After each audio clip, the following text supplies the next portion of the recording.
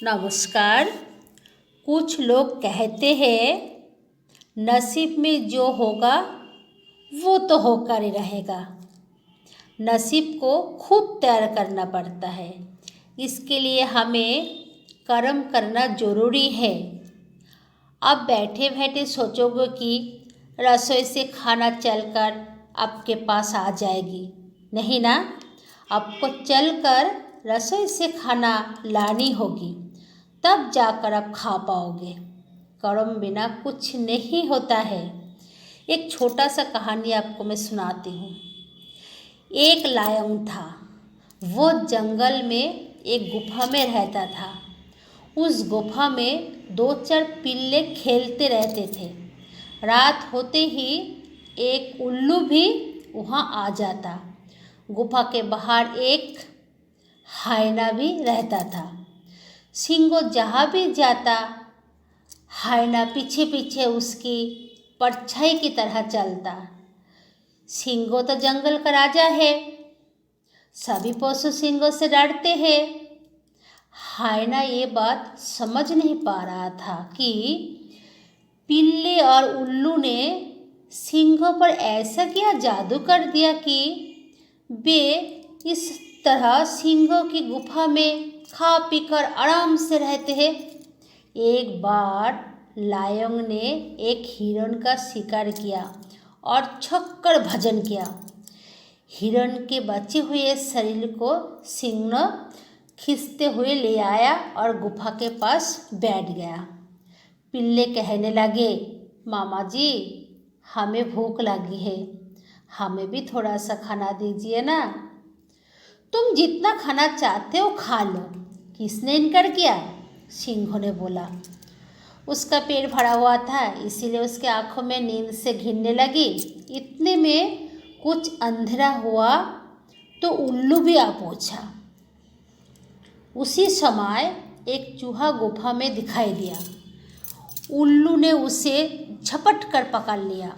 सिंह ने कहा, भाई उल्लू, तुम भी इन पिल्ले के साथ पेट भर खाना खा लेना। हायना दूर से सब देख रहा था।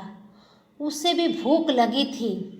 वो हिम्मत करके गुफा के द्वार तक पहुंचा और घिघिया कर बोला, राजा साहेब, मैं परछाई की तरह सदा आपके पीछे रहता हूँ।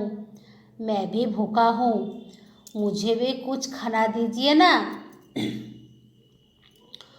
भूख लगी है तो मैं क्या करूं?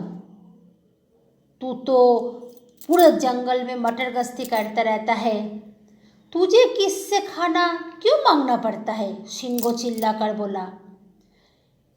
किंतु ये पिल्ले, ये उल्लू, हायना बोल ही रहा था कि सिंगो ने उसके बात काटते हुए कहा, अरे हायना, तू केवल परछाई की तरह मेरे पीछे पीछे घूमता रहता है। बस तू मेरा कोई काम करता है क्या? और राजा साहेब, ये पिल्ले, ये उल्लू आपके किस काम आती है? हायना ने डरते डरते पूछा। सुनो, शिकारी जैसे ही मुझे मारने के लिए जंगल में प्रवेश करते हैं, इन पिल्लों को उनकी गंध आ जाती है और ये भौंकना शुरू कर देते हैं। इससे मैं सावधान हो जाता हूँ।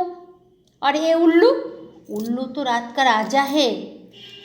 रात में जब निश्चित होकर मैं सो जाता हूँ, तब चूहे यदि मुझे परेशान करते हैं, तब ये उल्लू उन्हें खा जाते हैं। तो जो लोग काम करते हैं वे सभी प्यारे लगते हैं। यही सुनकर हायना चुपचाप वहाँ से चले गए। तो इससे हमें क्या सीख मिलते हैं? काम करने वाला ही सबके प्यारे लगते हैं। ना सुंदरता सबसे प्यारा है, ना शरीर के ताकत प्यारा है, कर्म ही सबका प्यारा है।